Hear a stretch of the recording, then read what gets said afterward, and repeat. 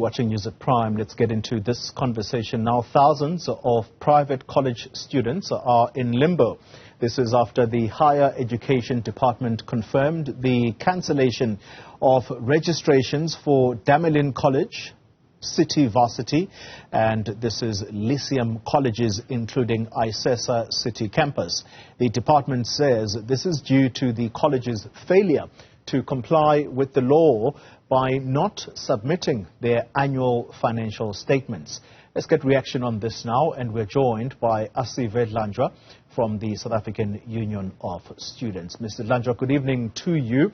The impact of this latest decision by the department, how do you think it's going to affect students who are hoping to study further in these listed colleges?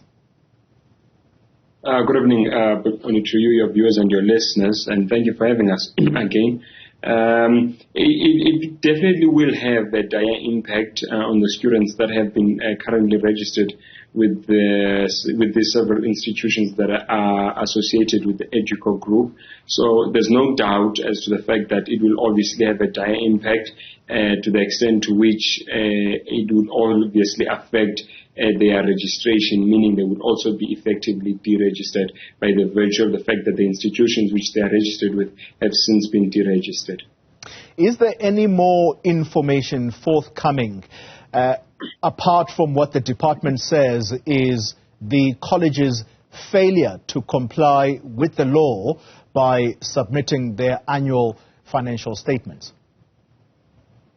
Over and above what the department has reported, we have also had reports that seem to corroborate or maybe even justify the decision that was taken by DHET in the sense that they have been complaining about maladministration and just what is seemingly chaos in all of the institutions that have been involved. There has been thousands of students that have been complaining, saying they're not able to access either the portals or get some of them or any person at all, for instance at Damelin, to be able to respond to their queries irrespective of what the queries are. Some of their campuses have been shut down. Some of those institutions have failed to pay rent, for instance. They've had to move some of them without notice. They have moved abruptly from where the students knew their campuses to have been, almost like fly-by-night institutions only. So the reality is that, fortunately or unfortunately, it would seem that it is in the best interest of the students that these institutions be deregistered, because the students themselves are not finding absolutely any level of a comfort in working with these institutions, as I've already explained. Do students, Asive, have legal recourse, because some of them may have paid their fees already? There is a measure of recourse that is there, informed by the regulations that stipulate or that govern the registration of all institutions in South Africa, public and private institutions. But with specific reference to private institutions have a few days, we have about 14 days, although it's a little bit difficult to even calculate the 14 days. Well, I think I must mention this because, for instance, these institutions, they were first notified about, have not submitted, for instance, documents since 2020 and 2021.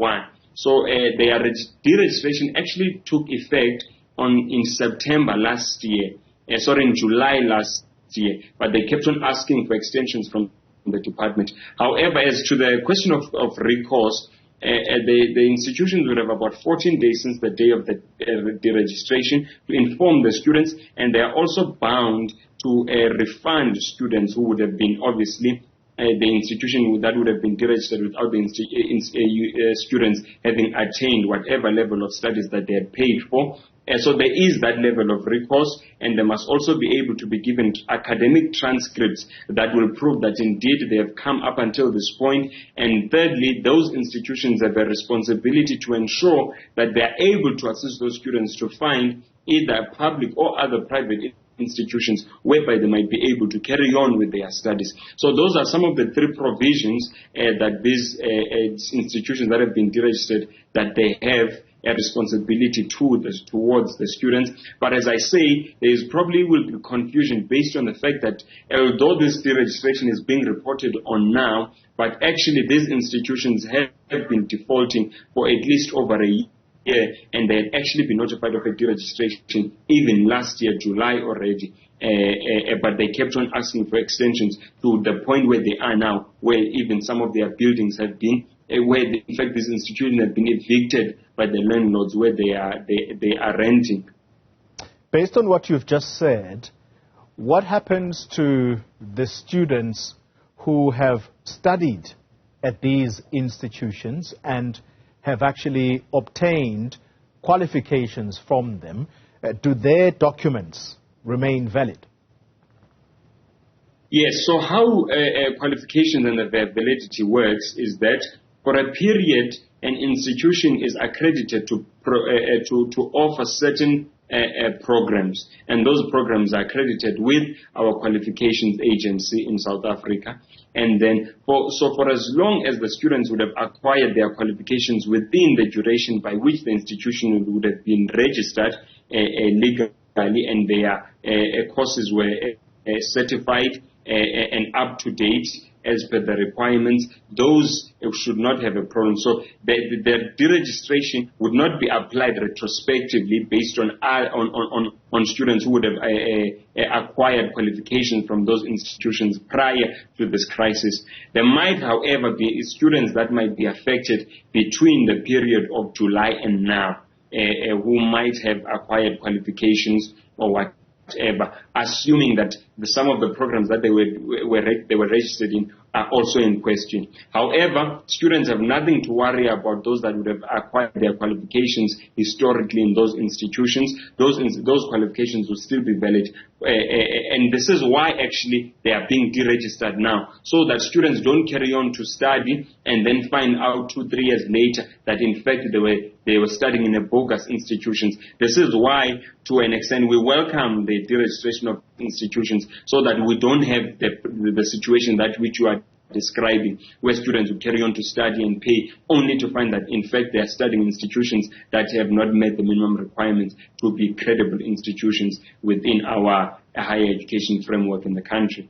Final question to you, and very briefly, if you can, based on the behavior of the management of these private colleges, should they be allowed to re-register should they eventually meet the criteria? It's a double whammy because obviously we don't have enough, we don't have enough big of a sector to absorb everyone. However, it would seem that this particular institution probably should not be re-registered again. For instance, if you look at there's been no